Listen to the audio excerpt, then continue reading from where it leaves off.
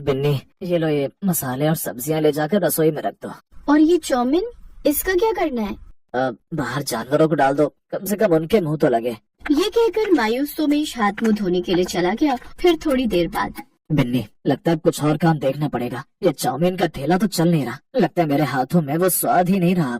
अजी ऐसा कुछ भी नहीं है, तुम्हारे हाथों की बनी चाउमीन का तो आज भी कोई तोड़ नहीं। असल मुसीबत तो वो बड़ी बड़ी दुकानें हैं जो तुम्हारे सारे ग्राहक छीन ले गयी। बात तो तुम्हारी सही है बिन्नी, देखते ही देखते कितने सारे होटल खुल गए इस इलाके में, और मैं वहीं का वहीं रह गया। हमेशा डरता रहा कि अगर चाउमीन का दाम बढ़ाया तो कहीं ग्राहक न छूट जाए।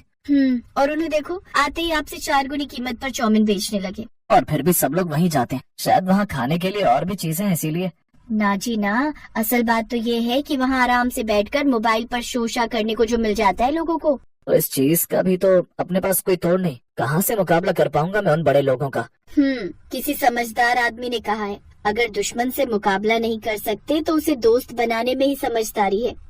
क्या मतलब? मतलब ये मेरे भोलूचंद कि उन बड़े बड़े होटलों में भी तो कोई ना कोई चाउमीन बनाता ही होगा, तो वो कोई इंसान तुम क्यों नहीं हो सकते? ना हर रोज ठेला लगाने की आफत और न लागत जुटाने का झंझट। बस हर रोज जाओ, झटपट चाउमीन बनाओ और महीने के पैसे हाथ में। मेरा दिल कहता है जी, अगर कोशिश करोगे तो बात जरूर बनेगी। अपनी पत्नी बिन्नी के इस भरोसे पर भरोसा करके सोमेश ने एक बार कोशिश करने की ठानी। उसने कई जगह जाकर काम मांगा लेकिन कहीं बात नहीं बनी, तो सोमेश बड़े भारी मन के साथ अपने घर वापस जाने लगा। लेकिन तभी अचानक उसे एक जानी पहचानी आवाज सुनाई दी।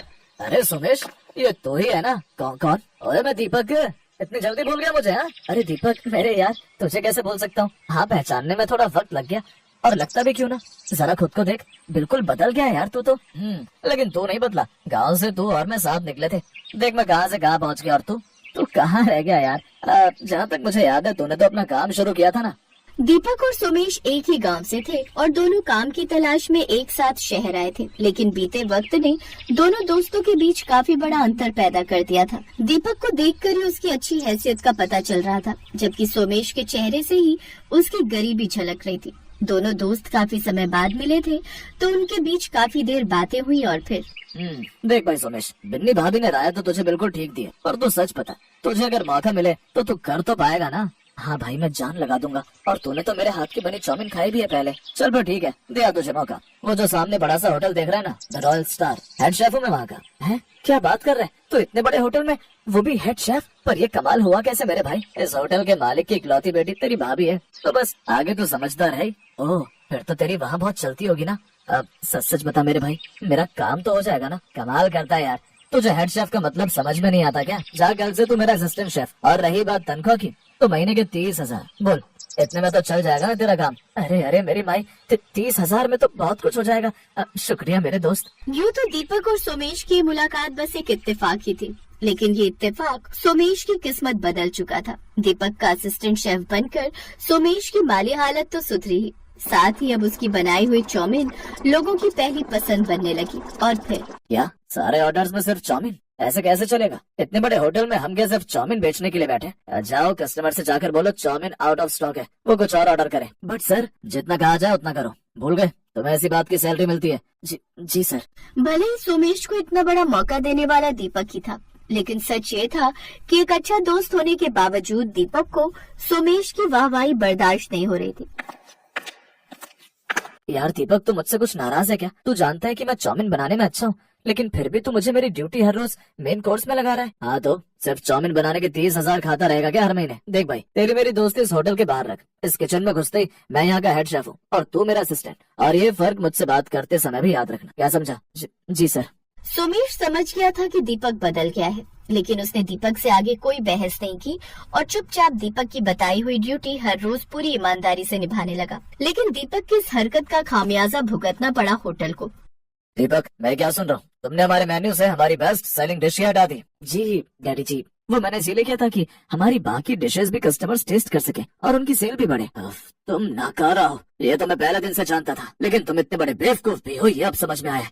सच में मेरी बेटी ने तुमसे शादी करके वो गलती की है जिसका खामियाजा मैं भुगत रहा हूँ। फौरन बुलाओ उस लड़के को जो वो खास चाउमीन बनाता है। सोमेश को बुलाकर न सिर्फ उसकी सैलरी बढ़ा दी, बल्कि उसे उसी समय से सिर्फ और सिर्फ चाउमीन बनाने की जिम्मेदारी सौंप दी गई। और अब ये सब दीपक की बर्दाश्त से बाहर था। ये 2 कौड़ी का सोमेश फटीचर ठेले वाला आज मेरे बराबर पहुंचने की कोशिश कर रहा है। नहीं, ऐसा तो मैं नहीं होने दूंगा। धक्के मार कर निकालूंगा ऐसे होटल से बाहर। हाँ। दीपक जानता था कि कस्टमर्स के साथ साथ होटल के स्टाफ और यहाँ तक कि होटल के मालिक की नजर में भी सोमेश की एक खास पहचान बन चुकी थी, तो उसे नौकरी से सीधे सीधे तो नहीं निकाला जा सकता था। तो उसने अपने दिमाग के घोड़े दौड़ाए और फिर अगले दिन। अब ये क्या ड्रामा है? बुफे में क्यों देंगे हम अपनी बेस्ट सेलिंग डिश? सिर्फ एक दिन के लिए डैडी जी। हमारे होटल की 5th एनिवर्सरी पर ये हमारे कस्टमर्स के लिए खास गिफ्ट होगा हमारी तरफ से, और इस बात की पब्लिसिटी हम बहुत पहले ही कर देंगे ताकि उस दिन ज्यादा से ज्यादा लोग आकर हमारी चाउमीन को टेस्ट करें और आगे के लिए फिर हमारा कोई कंपटीशन ही ना बचे। पहली बार कुछ सही आइडिया लेकर आए हो। लगता है सोमेश की संगत का अच्छा असर हो रहा है तुम पर। ठीक है, बोल दो सोमेश को कि वो सारी तैयारी कर ले। उसकी बनाई चाउमीन हमारे बुफे की मेन डिश होगी। दीपक आधी चाल चल चुका था और बाकी का काम उसने तब किया जब सोमेश बुफे के लिए चाउमीन में जाने वाला अपना खास मसाला लगभग तैयार कर ही चुका था। सोमेश, यहाँ का सब हो गया? जी सर, ये मसाला सॉसेस सब कुछ रेडी है, अब बस मेहमानों का इंतजार है। ठीक है, तो फिर तुम बाहर का सेटिंग अरेंजमेंट देख लो जाकर। वहाँ भी किसी जिम्मेदार इंसान की जरूरत है। और फिर सोमेश के वहाँ से जाते ही, ठेले वाले, इस होटल में ये तेरी आखिरी चाउमीन होगी। ये है ना तेरे खास मसाले जिसके दम पर तू इतना इतराता फिरता है। अब यही मसाले तुझे यहाँ से बाहर निकलवाएंगे। इसके बाद दीपक ने अपने हाथों से सोमेश के बनाए मसाले में ढेर सारा नमक और मिर्च पाउडर मिला दिया और फिर बुफे लगने के बाद, ओह माय गॉड, ये है आपकी बेस्ट सेलिंग डिश। ये तो सॉरी मैडम, लगता है हमारे शेफ से बहुत बड़ी गलती हो गई।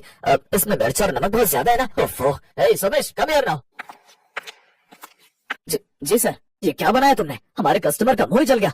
तुम्हारी ये बकवास चाउमीन खाकर तुम आज के दिन ऐसी गलती कैसे कर सकते हो? बाय द वे, कर भी सकते हो। इससे पहले कभी किसी ढंग की किचन में काम किया होता तब तो कुछ सीख पाते। रोड किनारे ठेला लगाते थे ना चाउमीन का, 10 रुपए में पेट भर चाउमीन। हाँ, तुम कभी इस होटल में काम करने के लायक ही नहीं थे। किसी अच्छे शेफ की रेसिपी चुराकर कुछ दिन तो नाम कमा लिया तुमने, बट अब तुम्हारी असलियत आई गई सबके सामने। हे गार्ड्स, धक्का मारकर निकालो इसे बाहर। आज का पूरा इवेंट ही खराब कर दिया इसने। रुकिए, ये आप क्या कर रहे हैं? पहले मेरी पूरी बात तो सुन लीजिए। मैं बोल रही थी कि चाउमीन औसम है, सही तीखा और बिल्कुल सही नमकीन, सब कुछ एकदम बैलेंस है। सच में इससे टेस्टी चाउमीन मैंने आज तक नहीं खाई। क्या वो बरखुदार, चौंक गए ना? तुम्हें क्या लगा मेरे दामाद बन गए तो यहाँ जो चाहे करोगे? किचन में तुमसे छिपा कर एक सीसीटीवी कैमरा मैंने इंस्टॉल करवाया, और फिर आगे क्या हुआ होगा इतना तो तुम समझ गए होंगे। डैडी जी, सॉरी डैडी जी, मुझसे बहुत बड़ी गलती हो गई।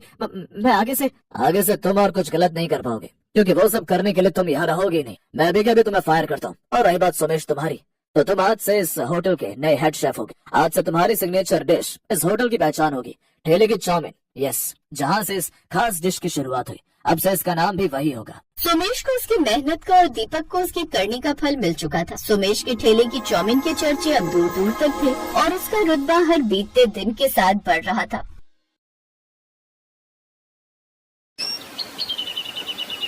सुरेश एक चाउमीन के ठेले पर काम करता था, पर उस ठेले का मालिक सोहन लाल बहुत ही खड़ूस स्वभाव का था। सुरेश जितना मर्जी अच्छा काम कर ले, पर फिर भी उसका मालिक कभी भी उससे खुश नहीं होता था। सुरेश रोजाना सुबह 9 बजे काम पर निकल जाता था और रात को 11 बजे घर आता था। इतनी मेहनत करने के बाद भी उसका मालिक हमेशा उसे किसी न किसी बात के लिए सुनाता रहता था। क्या बात है सुरेश, इतनी देर से ग्राहक खड़े हैं और तेरे से अभी तक एक चाउमीन नहीं बनी? ऐसे काम नहीं होगा, तू तो मेरा नुकसान करवा देगा। मालिक, वो मैंने आपको कल कुछ सामान लिखवाया था, वो कम है, इसीलिए देर हो रही है। कहाँ रखा है सामान? आप दे दो, मैं जल्दी से बना दूंगा। तूने मुझे कब लिखवाया था सामान? मैंने तो कोई सामान नहीं लिखा, झूठ मत बोल। अगर तू लिखवाता तो मैं लेता हुआ आता। अरे भैया, क्या बात है, चाउमीन देनी है या हम जाएं? अरे नहीं, अभी बन जाएगी चाउमीन है, बस थोड़ी देर में मैं सामान मंगवा लेता हूँ। इतना टाइम नहीं है हमारे पास, रहने दो, हम कहीं और से खा लेंगे। हम तो तुम्हारा नाम सुनकर आए थे कि तुम्हारे ठेले की तवा चाउमीन बहुत बढ़िया बनती है। चलो भाई चलो, यहाँ रुकना बेकार है, यहाँ तो सामान ही नहीं है, चाउमीन क्या खाएंगे है। ग्राहक वहाँ से खाली ही लौट गए। सुरेश के मालिक ने सारा गुस्सा सुरेश पर निकाल दिया और गुस्से में सुरेश को चाटा लगा दिया। तेरी वजह से आज मेरे ग्राहक खाली लौट गए। मालिक, आप मेरे ऊपर हाथ मत उठाओ, वरना। क्या करेगा तू है, क्या करेगा तू बता? गरीब भिखारी, मेरे टुकड़ों पर पलने वाला, मेरे को आंखें दिखा रहा है। अरे तू नौकर है, मेरा नौकर। मैं चाहे तुझे मारूं या फिर तेरे साथ कुछ भी करूं, तुझे सब कुछ सहन करना पड़ेगा। मालिक, मुझे आपके पास नौकरी नहीं करनी, आप मेरा हिसाब कर दो, मैं नौकरी छोड़ रहा हूँ। क्या कहा? नौकरी छोड़ रहा है? अब इतनी जल्दी मैं दूसरा नौकर कहाँ से लाऊंगा? 1 रुपया भी नहीं मिलेगा। करना है तो कर, वरना बिना पगार लिए ही यहाँ से निकल जा। मालिक, आपने पिछले 2 महीने से मेरे पैसे नहीं दिए हैं, ये तो गलत बात है। मुझे जब आपके यहाँ नौकरी करनी नहीं तो आप मेरे पिछले पैसे दे दो ना। तेरे पास क्या सबूत है कि मैंने तुझे 2 महीने के पैसे नहीं दिए? जा कर ले जो करना है, मैं तुझे पैसे नहीं दूंगा। सुरेश बिना पगार लिए ही घर लौट आता है। तुम्हारे पैसे मार लिए, तुम्हारे ऊपर हाथ भी उठा दिया। अरे वो कैसा इंसान है। चलो तुम और मैं अभी चलते हैं। कैसे नहीं देगा वो पैसे? अरे पार्वती, वो इंसान ठीक नहीं है, उसके मुंह ना ही लगो तो सही रहेगा। छोड़ो, जाने दो। पर ये तो बहुत नुकसान हो गया ना। तुम्हारे हाथ में कोई काम भी नहीं है, घर का गुजारा कैसे होगा? पार्वती, मेरे हाथों में हुनर है जिसकी वजह से मैं अपना खुद का काम शुरू कर सकता हूँ। बस मुझे थोड़े पैसों की जरूरत होगी और मैं थोड़े पैसे कमाकर फिर से ये काम शुरू कर दूंगा। सुरेश ने थोड़ी मजदूरी करनी शुरू कर दी ताकि वो पैसे कमाकर तवा चाउमीन का ठेला लगा सके। पर एक दिन, अरे पार्वती भाभी, अरे जल्दी चलो। अरे सुरेश भैया बिल्डिंग की सीढ़ियों से गिर गए हैं, उन्हें बहुत चोट आई है। क्या चोट आ गई? कहाँ है भैया? बिल्डिंग के मालिक ने पड़ोस के अस्पताल में भेजा है। सुरेश भैया के सिर पर गहरी चोट आई है। पार्वती दौड़ती हुई अस्पताल जाती है। सुरेश इस दुर्घटना में अपनी आंखों की रोशनी खो देता है। एक के बाद एक परेशानियां सुरेश के परिवार को घेर लेती हैं। सोच रहा था थोड़े पैसे कमाकर तवा चाउमीन का ठेला लगा लूंगा, पर ये मुसीबत आ गई। अब तो मैं देख भी नहीं सकता। मोहताज हो गई है जिंदगी मेरी पार्वती। मैंने ऐसा कभी नहीं सोचा था। ऐसा न कहो। जिंदगी में अगर परेशानी आई है तो उनसे निकलने का हल भी हम मिलकर ढूंढेंगे। आप ठेला नहीं लगा सके तो क्या हुआ, मैं तवा चाउमीन का ठेला लगाऊंगी। बस आप मुझे तरीका बताते जाना, मैं उसी तरीके से बनाने की पूरी कोशिश करूंगी। मैं भी आपकी मदद करूंगी मम्मी। मैं भी आपकी मदद करूंगा मम्मी। ठीक है मेरे प्यारे बच्चों, तुम सब तो मेरी हिम्मत हो। पार्वती उधार पर चाउमीन बनाने का सामान और ठेला ले लेती है। सुरेश उसे बोल बोल कर तवा चाउमीन बनाना सिखाने लगा। जब पार्वती बाजार में तवा चाउमीन का ठेला लगाती तो सुरेश और बच्चे भी उसके साथ ही रहते। पार्वती धीरे धीरे बहुत ही बढ़िया तवा चाउमीन बनाना सीख गई। ग्राहक भी पार्वती के ठेले पर आते तो तवा चाउमीन की बहुत तारीफ करते। सुरेश भैया, ये सब कब हुआ? आपको मैंने सोहनलाल के ठेले पर कई बार तवा चाउमीन बनाते हुए देखा है। आवाज तो जानी पहचानी लग रही है। पहले के ग्राहक मेरे बहुत अच्छे बातचीत वाले हो गए थे। क्या करूं भैया, मालिक ने अपने ठेले से निकाल दिया था। मजदूरी करके थोड़े पैसे कमाने थे तो यह हादसा हो गया। कुछ ग्राहक तो सुरेश को पहले से ही जानते थे। जब उन्होंने उसकी ये हालत देखी तो उन्हें भी बहुत दुख हुआ। धीरे धीरे पार्वती के तवा चाउमीन ठेले पर भीड़ लगने लगी।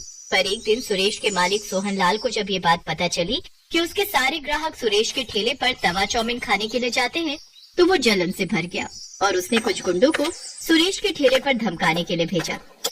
चलो हटाओ रे, ये चाउमीन का ठेला हटाओ यहाँ से, यहाँ कोई ठेला नहीं लगेगा। कैसे नहीं लगेगा? हमने तुम्हारा क्या बिगाड़ा है जो तुम हमारा ठेला यहाँ से हटवाने लगे हो? तुम लोग ऐसे नहीं मानोगे हैं? चलो भाई तोड़ दो इसका ठेला। पार्वती, ये लोग हैं कौन, जरा पूछो तो। हमें सोहनलाल जी ने भेजा, समझा? उनके सारे ग्राहक तुम्हारे ठेले पर आने लगे और वो ऐसा कभी नहीं चाहते, इसलिए उन्होंने कहा है कि तू अब ये काम बंद कर। इस एरिया में बस उनका ही तवा चाउमीन का ठेला चलेगा, समझे? या कुछ और समझाए? हमें धमकी दे रहे हो? बाजार के बीच में खड़े हैं, अभी आवाज लगाऊंगी तो लोग इकट्ठे हो जाएंगे।